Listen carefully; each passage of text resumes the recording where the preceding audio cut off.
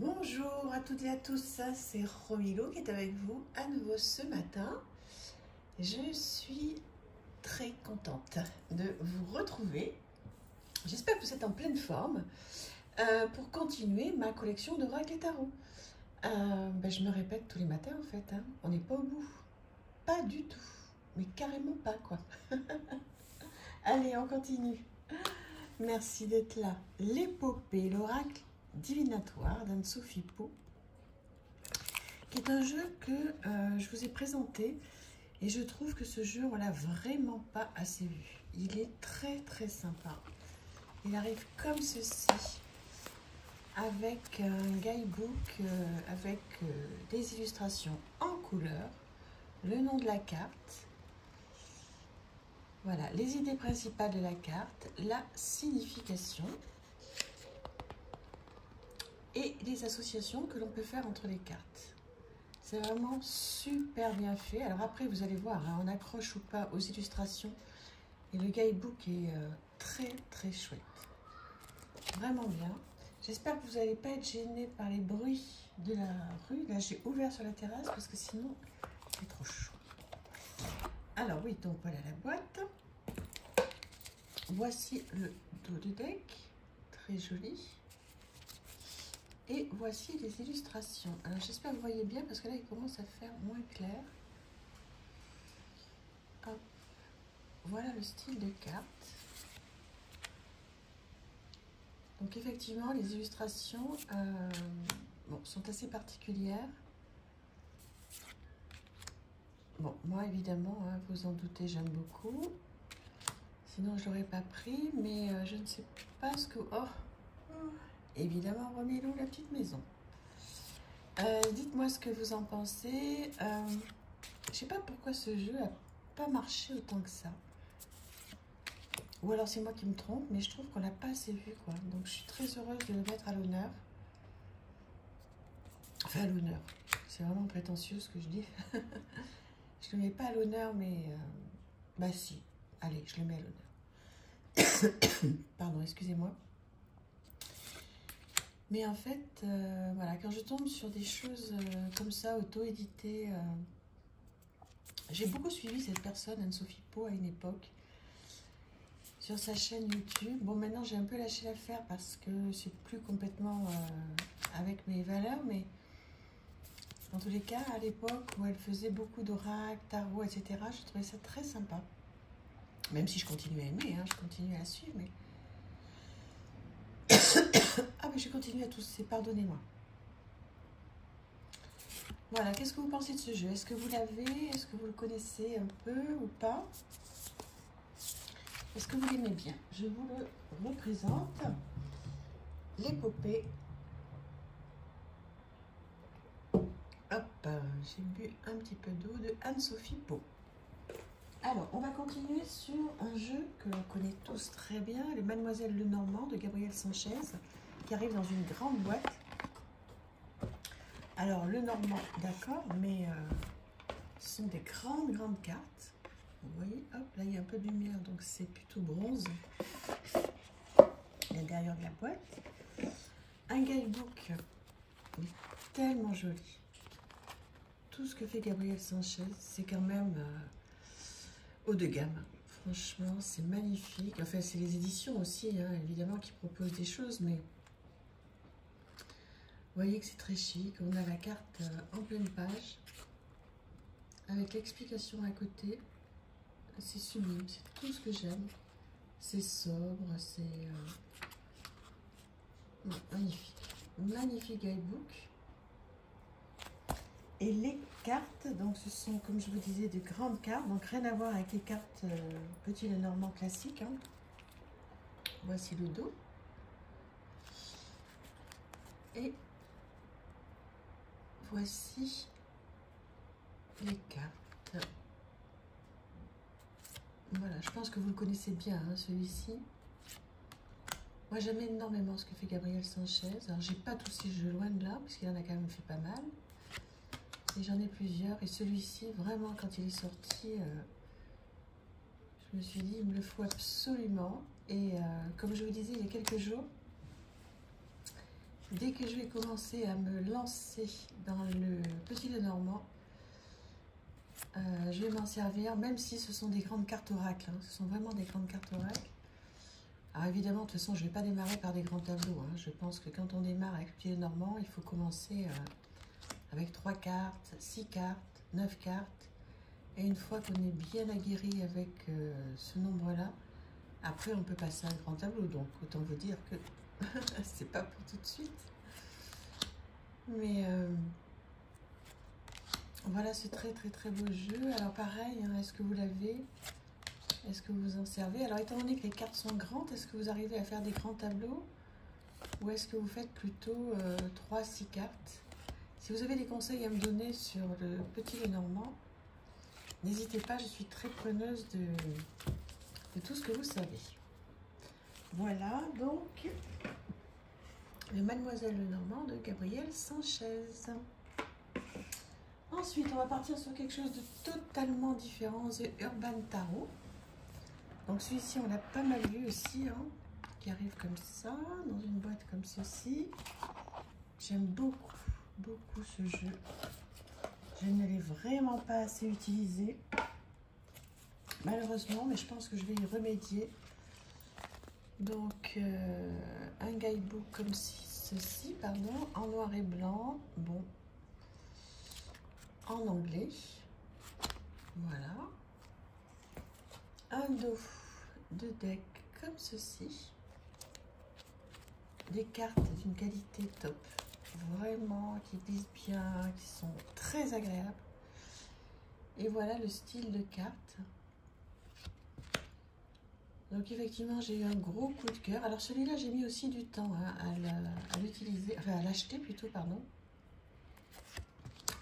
Je l'ai beaucoup regardé, je l'ai utilisé plusieurs fois au départ, toujours pareil hein, quand je l'ai eu. Et puis après, j'ai lâché l'affaire. Eh bien non, Romilou, tu vas pas lâcher l'affaire parce que quand je l'ai regardé avant de vous le présenter aujourd'hui, il m'a refait, vous savez, comme ça me fait des fois, j'imagine que pour vous aussi, cette sensation dans la poitrine où vous vous dites qu'il y a quelque chose qui se passe, quoi.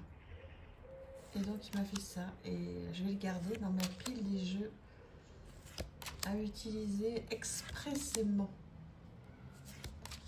Ouais, trop chouette. Alors, dites-moi si vous l'avez, ce jeu. Si vous l'utilisez, est-ce que vous le trouvez compliqué ou pas? Parce que moi, comme je vais vraiment démarrer avec, si vous avez des petits tips, des petites choses à me donner, des petits conseils, la façon dont vous jouez avec, ce serait vraiment chouette. Ça serait très sympa. Alors, je sais que vous n'avez peut-être pas beaucoup de temps parce que vous avez beaucoup de chaînes à voir, des chaînes super intéressantes. Mais si vous avez 1 minute ou 30 secondes à m'accorder pour juste me dire sur certains jeux comment vous les utilisez, comme moi je vous dis par exemple que je les ai encore jamais utilisés. Si vous avez des conseils à me donner, je suis très preneuse de la façon dont vous utilisez vos jeux. J'adore échanger là-dessus en fait, puisque voilà. Donc l'idée, c'est d'avoir votre avis et surtout comment vous utilisez, quoi. Donc voilà, donc celui-ci c'est The Urban Tarot. Ensuite, alors celui-ci, le Bad Bitches Tarot.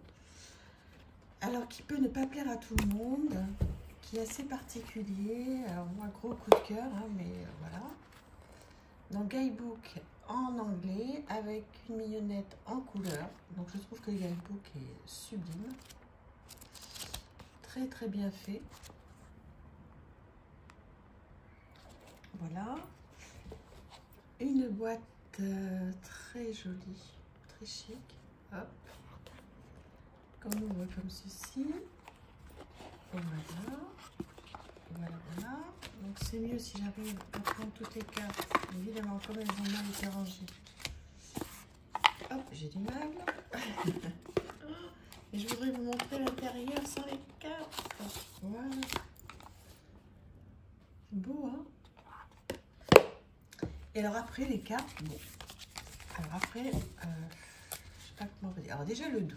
On va partir sur le dos. Vous voyez qui est, hop, oui, vous voyez là.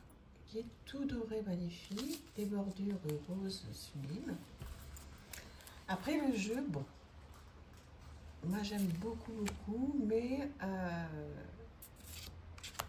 très particulier.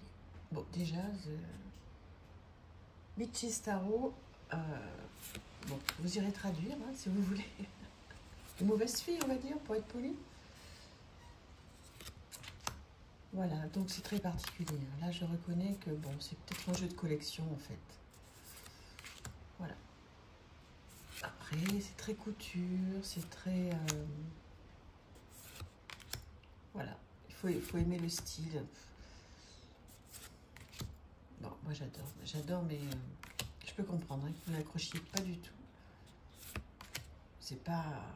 Bon, c'est pas un jeu facile, c'est pas du tout pour débutants, c'est vraiment des jeux de collection, je pense, en fait.